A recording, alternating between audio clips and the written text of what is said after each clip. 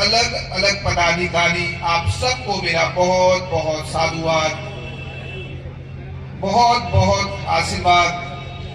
और यहाँ पर उपस्थित मातृशक्ति, पितृशक्ति, युवा शक्ति और मेरे सनातन के प्यारे भाइयों और बहनों, आप सभी को मेरी हृदय की गहराइयों से राम राम।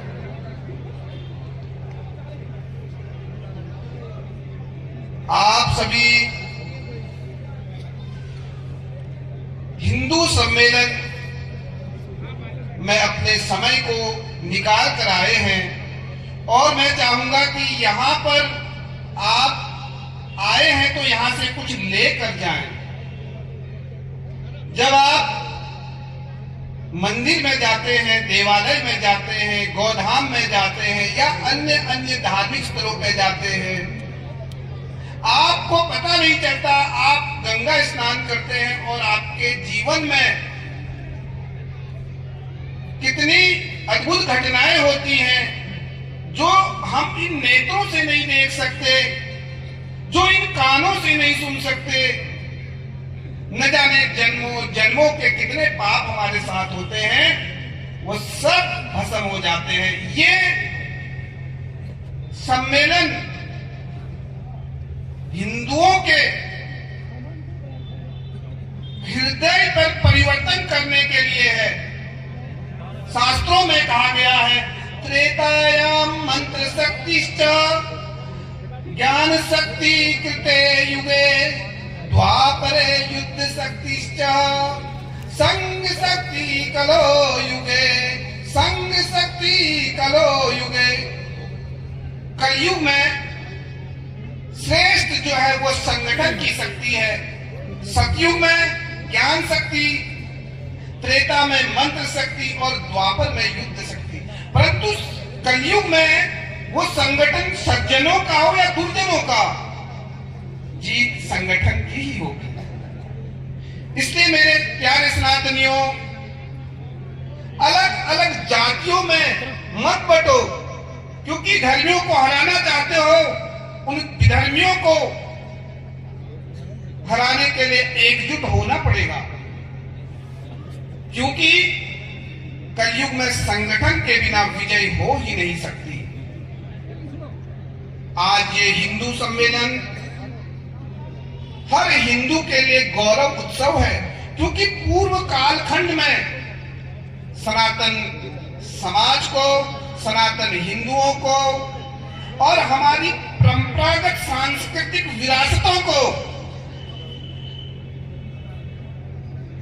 खंड खंड करने का काम किया गया है, भ्रमित करने का काम किया गया है। और हिंदू समाज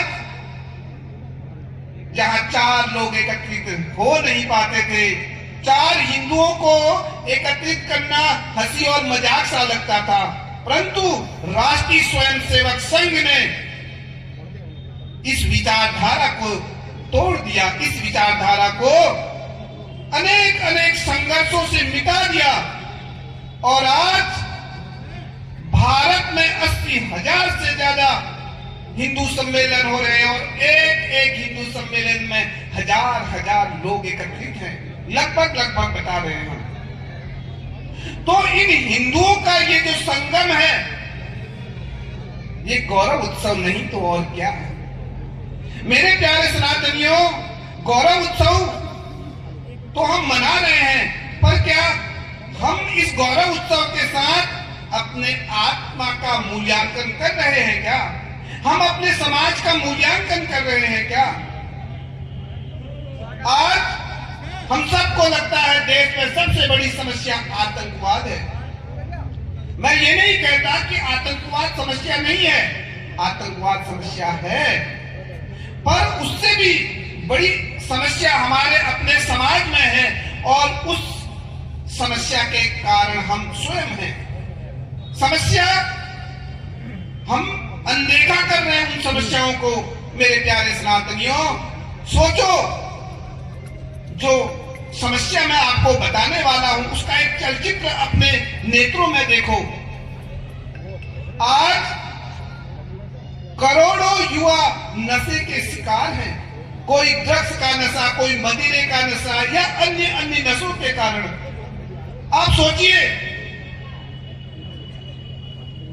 जिनके बच्चे नशे में डूबे हुए हैं, उन माता पिता की वृद्धावस्था की क्या हालत होगी।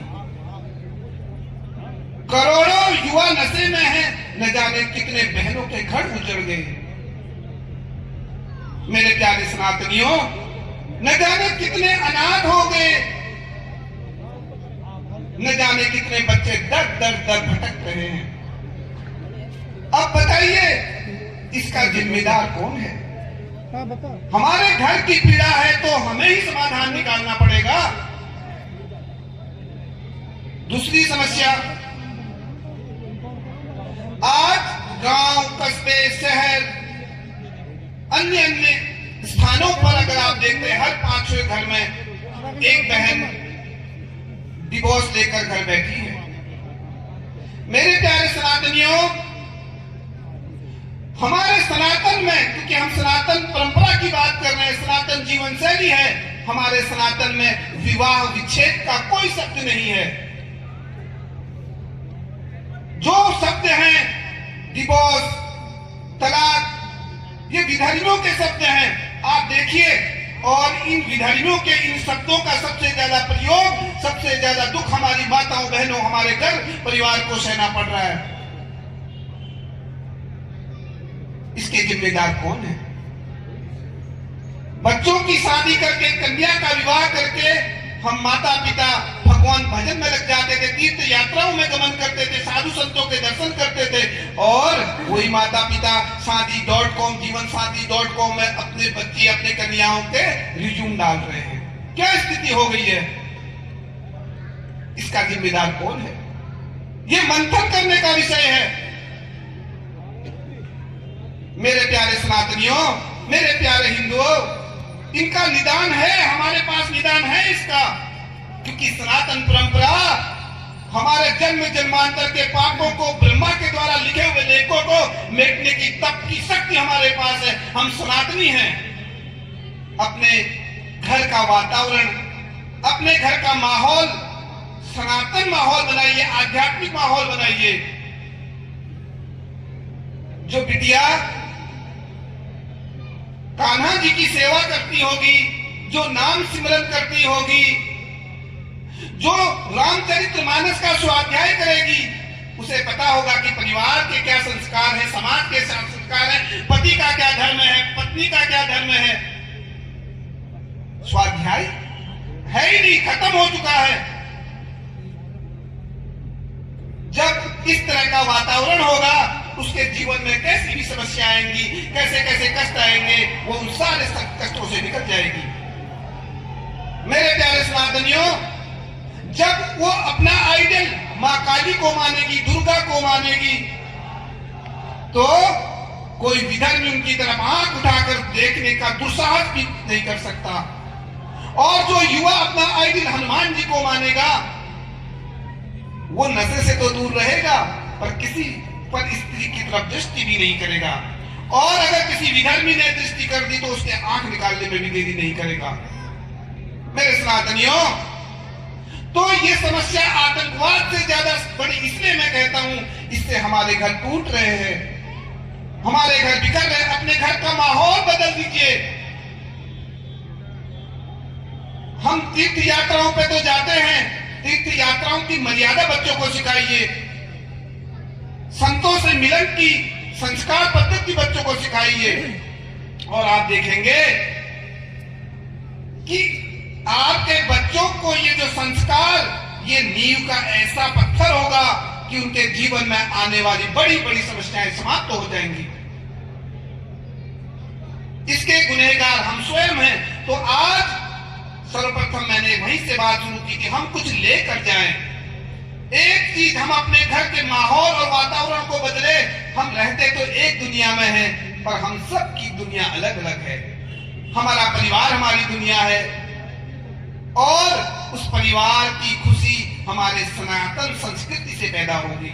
तो मैं आप सबसे यही अनुरोध करूंगा कि आज इस सम्मेलन से एक आह्वान के साथ, एक संकल्प के साथ इस बात को लेकर जाएं कि अब हम सनातन पद्धति से जिएंगे। और मेरे प्यारे सनातनियों में एक बात विशेष कह के अपनी बात को विराम देना चाहूंगा। गौ सेवा सनातन का मूल आधार है। गौ गौ के बिना 16 संस्कार है, कोई भी संस्कार गाय के बिना नहीं हो सकता। हम देवालय में जाते हैं, मठों में, मंदिरों में, तीर्थ यात्राओं पे, परंतु क्या वो हमारी पूजा स्वीकार होती है? क्या वो हमारे दर्शन तीर्थ यात्राएं सिद्ध होती हैं? बिना गाय के सिद्ध नहीं हो सकती। सनातन का सबसे बड़ा आधार गाय है, और गाय प्रसन्न है तो सृष्टि प्रसन्न है। आज गौ माताएं रोडों पे भटक रही हैं, पॉलीथीन खा रही हैं। हम कितने दरिद्र हो गए हैं कि अपनी मां की रक्षा नहीं कर पा रहे हैं। और जो विधर्मी गौ माता का तिरस्कार करते हैं, गौ हत्या करते हैं, उन सबको मौका हम दे रहे, अवसर हम दे रहे। अन्यथा अगर हमारा सनातनी जाग गया, वो टेढ़ी आंख से भी हमारी मां को नहीं देख सकते। इसलिए सब के सब गौ हत्या का पाप के भागी बन गए हैं। आपको क्या लगता है कि आप तीर्थ यात्राएं करेंगे, भजन करेंगे, राम राम करेंगे, मंदिरों में जाएंगे, अपने पाप भूल जाएंगे? गौ हत्या का पाप खत्म होने वाला नहीं है। अगर राजा भी गौ हत्या का पाप ले लेता है तो उसका कुल और वंश भी समाप्त हो जाता है। मेरे प्यारे सनातनियों, एक छोटी सी घटना के साथ गौ श्राप का एक घटना आपको सुनाना चाहता हूं। इंदिरा गांधी ने 1966 में पूज्य गुरुदेव कृपात्री जी महाराज के सानिध्य में जो दिल्ली में गौ रक्षा आंदोलन हुआ था, उस समय की प्रधानमंत्री इंदिरा गांधी ने गोली चला दी।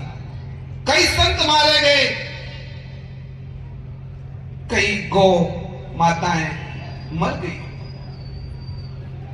पूज्य गुरुदेव कृपात्री जी महाराज ने कहा, अगर संत मर जाते तो मैं तुम्हें माफ कर देता, परंतु गौ मरी है।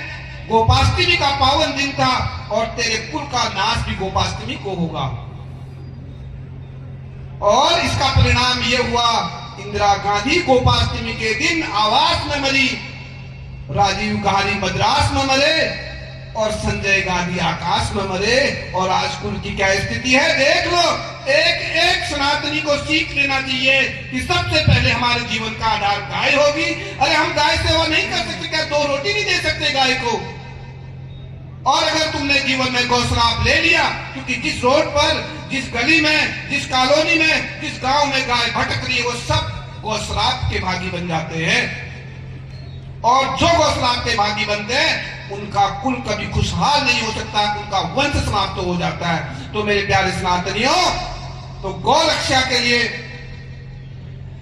एक 27 अप्रैल 2026 को एक योजना हमारे भारत के तपोनिष्ठ संतों ने मिलकर के एक आह्वान किया है। और मुझे इसमें सबसे आनंद की अनुभूति तब हुई जब इस प्रधान जो संरक्षण है इस कार्यक्रम के, वो आदिशक्ति मां सुरभि है और जो अध्यक्ष है वो नंदी बाबा है। तो आप इस कार्यक्रम में अपने कहीं जाने की आवश्यकता नहीं, अपने तहसील में ज्ञापन देना है, अपने ब्लॉक में एक पत्र देना है राष्ट्रपति जी के नाम, प्रधानमंत्री के नाम, कि गाय की रक्षा हो, गाय राष्ट्र माता घोषित हो। ये तो विश्व की माता है, गौ विश्वस्य मातरः।